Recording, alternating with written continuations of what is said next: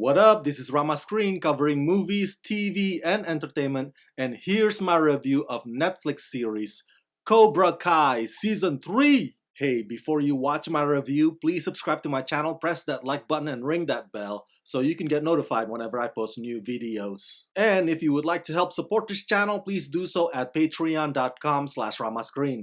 That's patreon.com/ramascreen.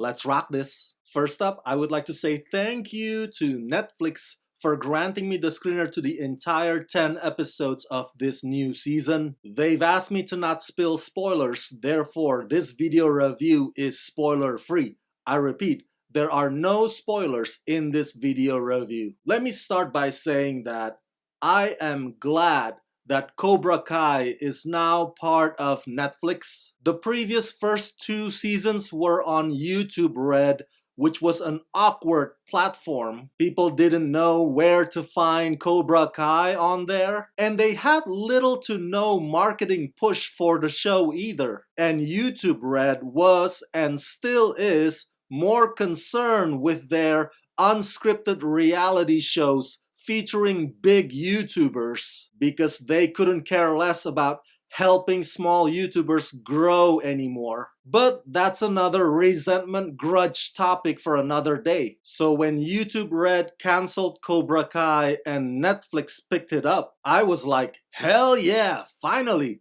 my favorite show on a platform that actually values original scripted programming. So this review is mainly for those of you, my fellow Cobra Kai fans, who have followed the story from the beginning. Last season ended with that high school brawl that left Miguel injured in a hospital from that massive fall. This season 3 deals with the consequence of all that. Both Daniel and Johnny have to wrestle with whether or not what they're teaching these kids actually does more harm than good. The storytelling quality in this new season remains strong. Everybody gets their time in the sun. And yes, there's a shitload of well-choreographed, action-packed fights. And just like its previous seasons, this also takes you down nostalgia memory lane, one that will deepen your fandom of the Karate Kid franchise. Cobra Kai Season 3 is funny,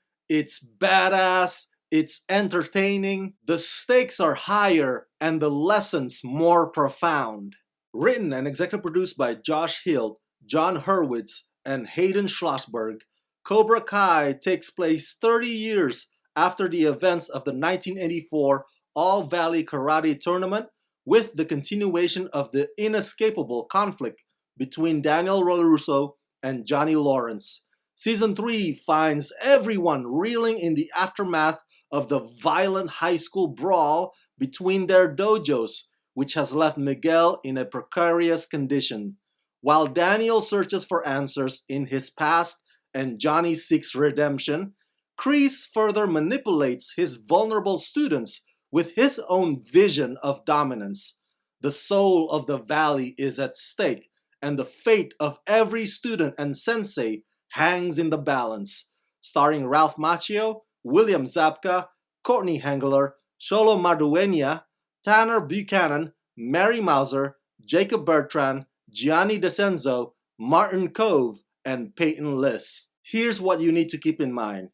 Growing up, Daniel had Miyagi. Miyagi was Daniel's compass or North Star. So every time he gets lost, he just looks to that direction, which helps him get back on track. Whereas Johnny, growing up, he did not have a compass or North Star. Growing up, he only had Kreese. So now Johnny has to shed all that Kreese mess off of him and goes through the trial and error process of being a protagonist. Because again, he doesn't have a Miyagi-like figure whom he can realign himself to. So that journey for both Daniel and Johnny become even more significant now after that high school fiasco that tears both dojos apart. This season 3 will also go deeper into Kreese's past, You will get to know Kreese even better this time around. In the previous seasons, the writers did some effort to make us feel empathetic toward him and to make him less one-dimensional, but this new season will truly explore what it is that makes him tick, and you will come to understand the root of his ruthlessness. As for the kids, well, I'll just say this. Their conscience is messing with them. You see, now there are three factions, three ideologies. Daniel's, which is Miyagi's self-defense based. Johnny's, which is Cobra Kai remnant minus being assholes. And then you have Kreese, which is being a bully is awesome. So the kids are being pulled into these three different sets of ideas and philosophies. Some of them will question the group that they're in. Some of them will have to overcome their fear and trepidation. And some of them will push the goalpost even further than they already did. The choices they make will determine who are the heroes and who are the villains in the next season. Because if the lines had not been drawn in the sand before, they certainly are now. This is such a great show, and they still maintain that 80s vibe, not just in terms of the references and the soundtrack, but also the fight sequences and the way they are shot. So intense and full of surprises. It's definitely the best Cobra Kai season yet.